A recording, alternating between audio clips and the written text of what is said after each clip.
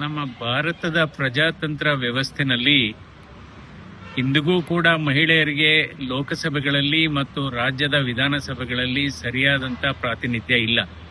ಈ ಹಿನ್ನೆಲೆಯಲ್ಲಿ ನಮ್ಮ ಮಹಿಳೆಯರಿಗೆ ಲೋಕಸಭೆಯಲ್ಲಿ ಮತ್ತು ವಿಧಾನ ಪರಿಷತ್ನಲ್ಲಿ 33% ಮೀಸಲಾತಿಯನ್ನು ಕೊಡತಕ್ಕಂಥ ಒಂದು ವಿಧೇಯಕವನ್ನು ಮಂಡನೆ ಮಾಡಲಾಗಿತ್ತು. ಇದೊಂದು ಬಹಳ ಒಂದು ಸುವರ್ಣಾವಕಾಶ.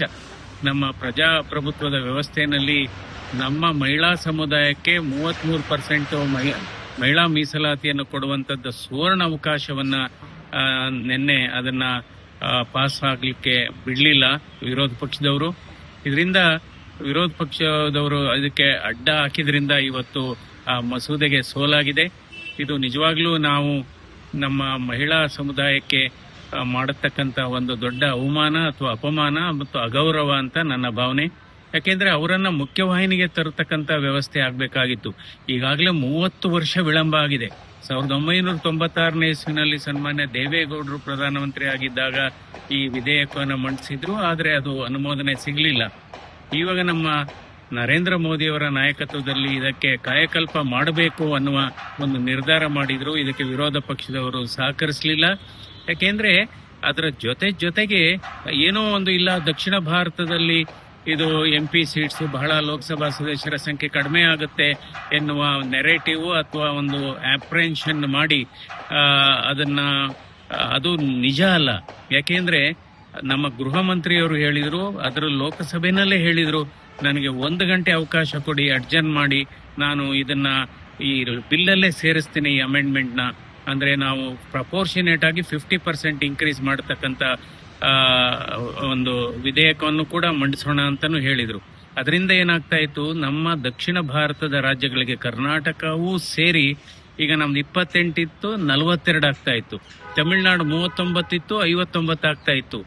ಆದ್ರೆ ಎಲ್ಲೋ ಒಂದ್ ಕಡೆ ಇವಾಗ ಹೇಳ್ತಾರೆ, ಪ್ರಿಯಾಂಕಾ ಗಾಂಧಿ ಅವರು, ಸನ್ಮಾನ್ಯ ಪ್ರಿಯಾಂಕಾ ಗಾಂಧಿ ಅವರು ಹೇಳ್ತಾರೆ, ಇಲ್ಲ 2023ನೇ ನಲ್ಲಿ ಏನು ಪಾಸ್ ಆಗಿತ್ತು ಇದು ಈ ಮಸೂದೆ, ಅದನ್ನೇ ಕಾರ್ಯರೂಪಕ್ಕೆ ತನ್ನಿ ಅಂತ ಹೇಳ್ತಾರೆ.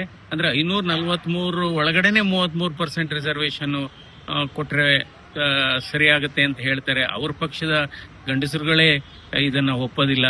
ಹೀಗಾಗಿ ಇವತ್ತು ಏನೋ ಒಂದು ಸುವರ್ಣ ಅವಕಾಶ ಕೈ ಚೆಲ್ಲಿ ಹೋಯ್ತು. ಆದ್ರೆ ಇದು ನಿಜವಾಗ್ಲೂ ನಮ್ಮ ಮಹಿಳಾ ಸಮುದಾಯಕ್ಕೆ ಮಾಡಿದಂತ ದೊಡ್ಡ ಅಪಚಾರ ಅಂತ ಅನಿಸುತ್ತೆ ನನಗೆ. ಯಾಕೆಂದ್ರೆ ಇದು ಎಲ್ಲರೂ ಕೂಡ ಒಂದಾಗಿ ಮಾಡತಕ್ಕಂತ ಒಂದು ವಿಧೇಯಕ. ಅದರಿಂದ ನಾವು ನಿಜವಾಗ್ಲೂ ಇದೊಂದು ಮನಸ್ಸಿಗೆ ಬಹಳ ನೋವಾಗುತ್ತೆ. ಯಾಕೆಂದ್ರೆ ನಾವೆಲ್ಲ ಸುಮಾರು 528 ಜನ ನಿನ್ನೆ ನಾವು ಭಾಗಿಯಾಗಿದ್ವಿ ಇದರ ವಿರುದ್ಧ ನಿಜವಾಗ್ಲೂ ಮತ ಹಾಕಿದ್ದು ಸರಿ ಇಲ್ಲ ವಿರೋಧ ಪಕ್ಷದವ್ರಿಗೆ. ಹೀಗಾಗಿ ಅಂದ್ರೆ ನಾವು ಇದು 543ರಿಂದ ಈಗ 850 ಪ್ರಪೋರ್ಷನೇಟ್ಗೆ ಆಗ್ತಾ ಇತ್ತು.